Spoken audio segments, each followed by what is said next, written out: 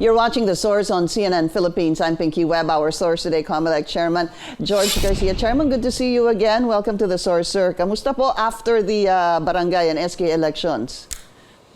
Kamusta rin po, Ma'am Pinky? Okay naman po kami, but of course, we were supposed to make the necessary preparation for the special elections sa Negros Oriental. Doon naman sana nakafocus yung aming trabaho. But again, like what was reported already, the Congress deemed it necessary to postpone, not to proceed with the election, urged the Comelec, and therefore we act accordingly. And we issued a resolution saying that we will now stop any and all preparation for the Negros Oriental special elections. Ano ho ba to, Chairman? Is it to postpone it or to completely not have any special elections? Well, in this particular instance, we are going to wait for any instruction from the House of Representatives, since this is a membership issue, and therefore, under the law, under the Constitution, the power to call for a special election belongs to Congress, and therefore, the power not to call for a special election likewise belongs to that body. Comelec will just implement whatever Congress wants. So in the meantime, sabi ng Congressman, sana wala na muna yung election. So we will wait for Congress to instruct us again whether to proceed with the election or not to proceed with the election, especially, ma'am, that several months na lang, we will have another election by 2025, the midterm election of May. But I know it's up to Congress, no, sir, to decide on this, as you explained earlier. But what I am confused about is that the House initially asked for special elections for the 3rd District of Negros Oriental. I believe this was back in August, only to ask the Comelec again to cancel it yesterday or the day before. Were you given a reason, sir? Ano ho ba daw yung naging dahilan kung bakit ituloy tapos cancel? 3 reasons, Ma'am Pinky, were cited in the resolution number 154. First reason is because of the pending disqualification cases, which according to the resolution, may mga badami pa pong hindi na po proclaim daw sa region. The region, take note, ma'am, ang ginamit region, not the province. Ang second po, ma'am, is because of continuing issue being raised by the former congressman, questioning the legality of his expulsion as a member of the House of Representatives. And then the third one is the peace and order situation, which will have an impact daw in the conduct of the elections, Ma'am Pinky. Thank you, sir. I did read that, and I wanted you to talk about it because among those 3, there were 2 things that I wanted to discuss with you. The first one that you mentioned, sir, meron ho ba talagang mga hindi pa nagkakaroon ng resulta dito sa Barangayan Sangguniang Kabataan elections? In other words, na hindi pa po finalized, because that was, I believe, the first reason.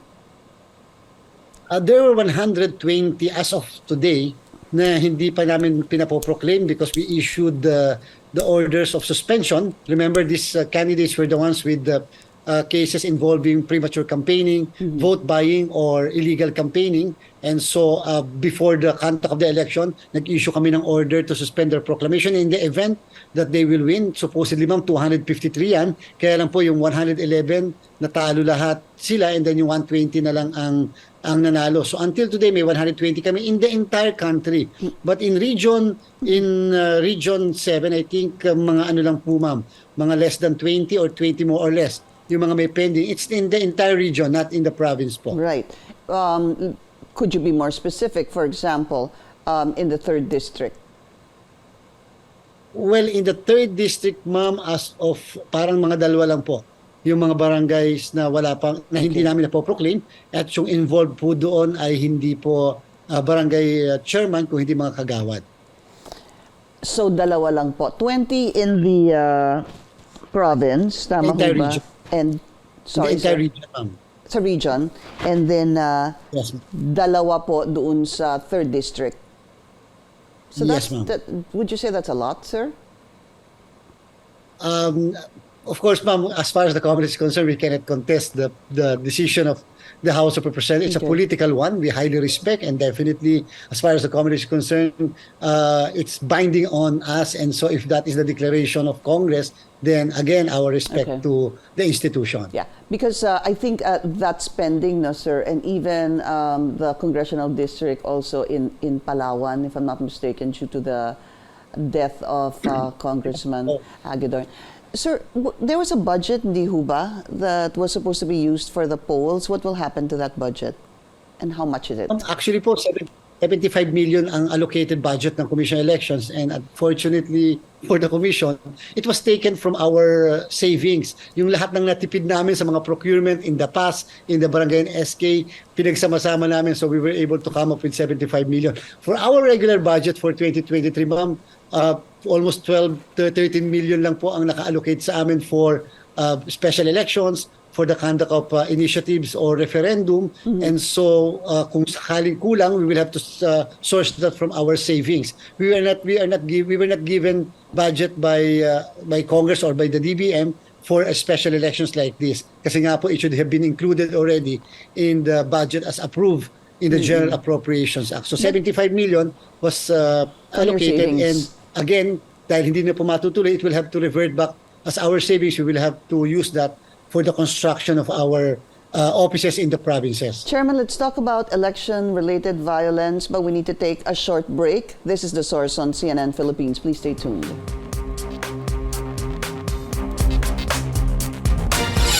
You're watching The Source on CNN Philippines. I'm Pinky Webb. Our source today, Comelec Chairman George Garcia. Chairman, so yung 120 po na hindi pa napoproclaim, when do you expect to resolve these cases, sir? Before the end of November, Ma'am Pinky. In fact, kahapon during our NBank session, that was our priority, and we instructed all the members of the NBank that we will have to draft en masse all the resolutions, and therefore we will have to release these resolutions, whether to disqualify or not to disqualify the candidates. Actually, it's 120, but there are other disqualification cases pending now before the Commission on Election involving other issues. But again, as much as possible, we would like that during the 3-week period provided by the DILG for the transition, the Comelec is able to resolve so that there will be no vacuum in leadership. But however, despite, for example, the disqualification, no problem, because under the local government code, there will always be a period for the succession, or to allow succession, or in an acting capacity of those whose elections were not affected. Sir, newly elected barangay captain in Pagadian City, isang nagngangalang Rodolfo Lolong Dacol was shot dead Wednesday night. It was said that, let me get the name right, sir, but it is a barangay captain in Pagadian City who was shot dead Wednesday night. His son was actually saying that the father was receiving death threats. Did you have any information on this, even with the police, on threats to this man's life?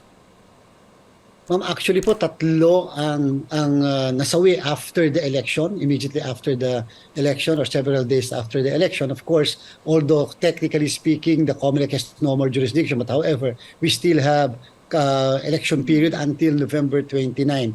We have not yet received the reports coming from the PNP, but again, our continuing call for the Philippine National Police to intensify its effort against loose firearms, as well as, if it is necessary, not only the putting up of additional checkpoints, but likewise there should be troops on the ground, or people or personnel on the ground who are always watching. At the same time, the most important thing here is there must be arrests to be done by the Philippine National Police, so that we will be able to restore the confidence of the people in our law enforcement. Sir, I'm not sure if you said it and I just missed it.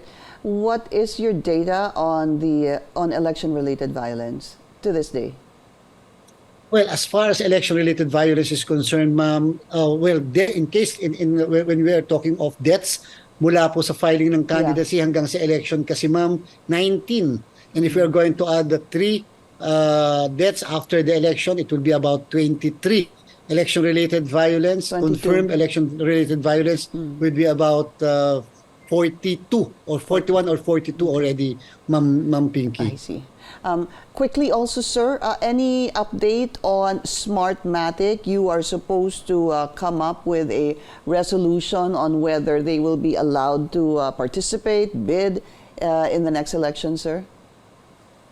Yesterday, we were finalizing the draft of our resolution, and we were hoping to come up this week with a resolution on the issue of the disqualification of Smartmatic, which was raised before the Commission and Bank. And at the same time, it hopefully that resolution may contain a proposal in order to settle once and for all the issues pertaining to what really happened in 2022 elections. Although we were so sure of what happened, but again, in order to erase any doubt on the minds of the people, that will be included likewise in I the see. resolution to be released by the Commission and Bank. So, sabay na po yun because those were the last two questions, sir, on the possible disqualification of Smartmatic and that proposal of yours, sir, na to have the respondents actually choose and open ballot boxes ni ho ba to ascertain the veracity of the 2022 polls.